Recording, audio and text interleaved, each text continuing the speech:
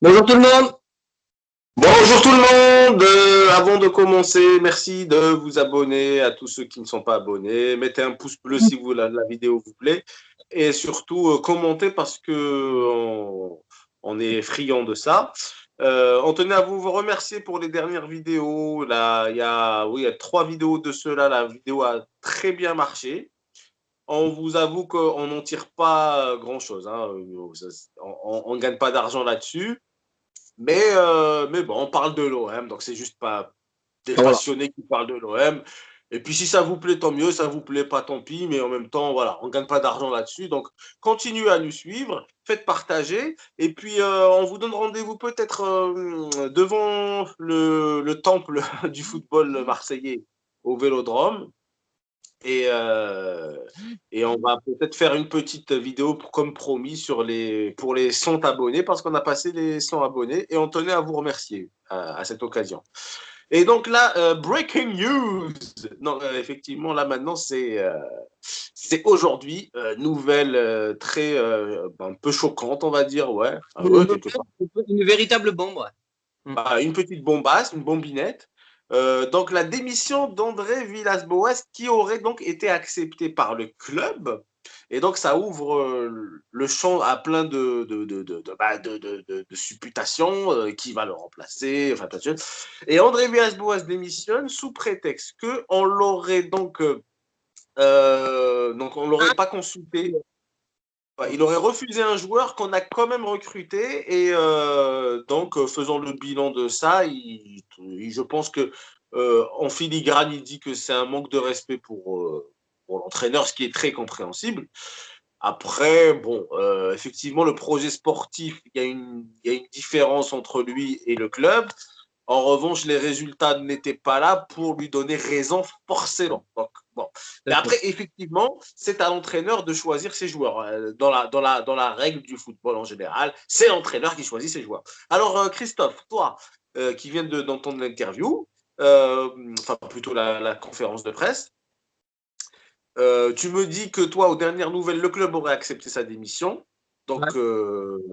Donc, que va-t-il se passer, sachant que c'est le PSG que nous allons rencontrer incessamment sous peu. Alors, à toi, Christophe.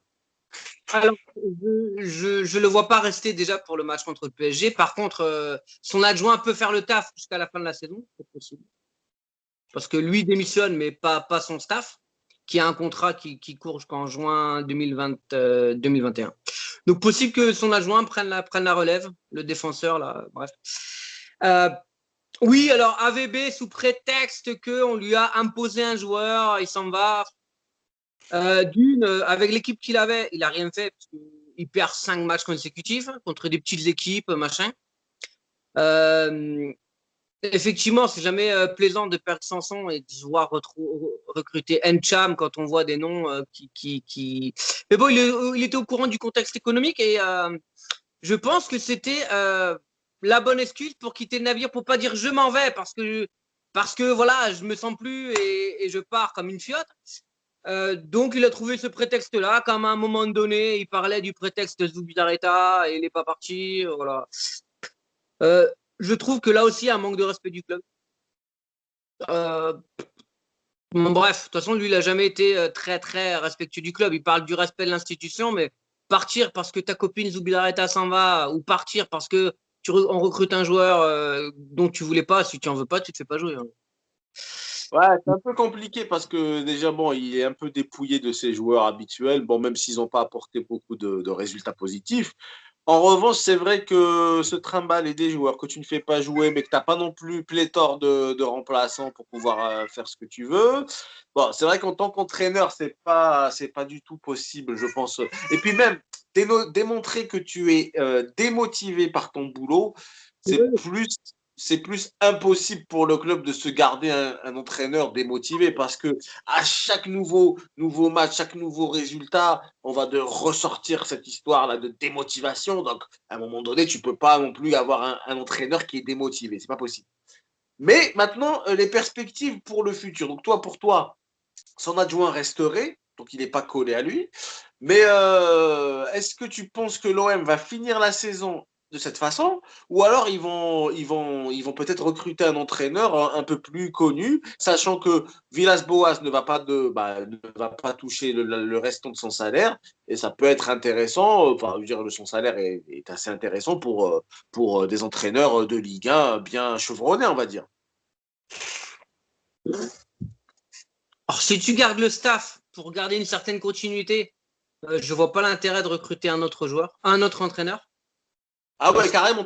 Pour toi, on peut garder les seconds couteaux et ne pas avoir à la tête un entraîneur professionnel quoi, de Ligue 1. On l'a déjà fait, sachant que les 3 premières places, c'est terminé pratiquement. Hein, on a 13 points de retard, 14. En bref.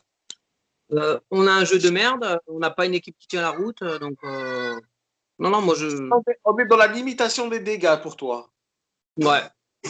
On va être dans ça. Bon, bah, c'est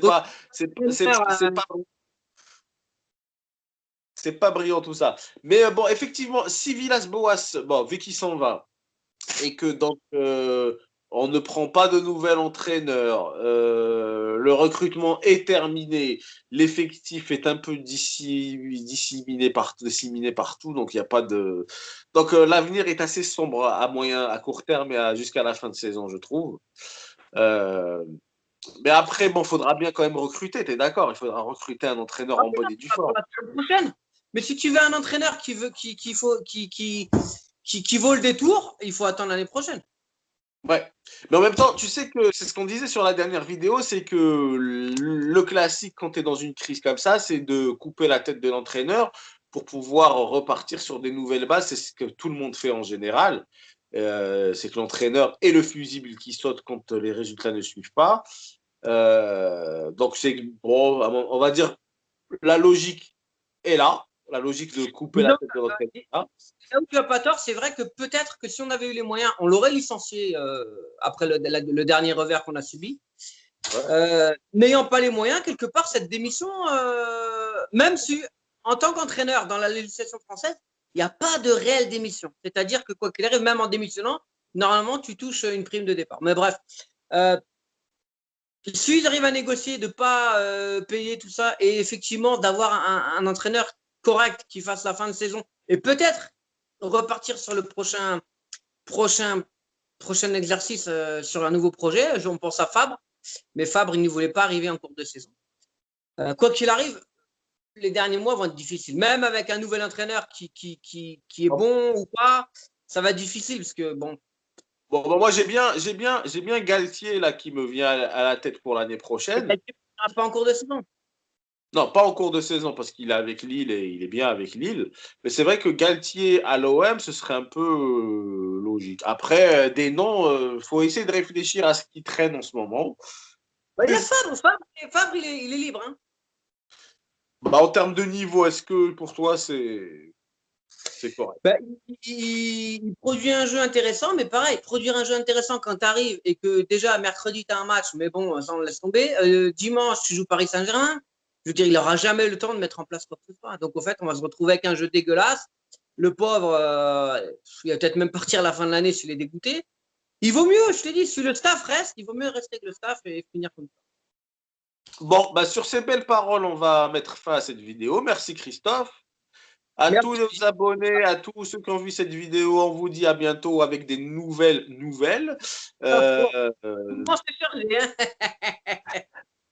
Nous, personnellement, bon, on est un peu dépité de ce qui se passe, mais bon, maintenant, j'ai envie de dire, c'est ce à quoi on s'attendait, la fameuse crise. Et puis, on verra aussi, il y a peut-être aussi quelque part Boudjelal derrière qui va redébarquer avec son pseudo-projet, parce qu'effectivement, là, les conditions sont réunies, beaucoup de joueurs ont été vendus, on a purgé pas mal l'effectif.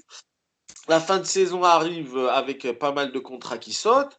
Et à mon avis, Boudjelal et compagnie, si leur projet était sérieux, ce dont j'ai pas la preuve encore, hein, après, j'ai pas la preuve pour l'instant, peut-être que c'est le moment ou jamais de débarquer. Peut-être que Bin Salman, on t'attend.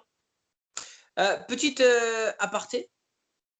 Je vous demande à tous ceux qui nous suivent un petit peu, suivez la carrière de Radonjic.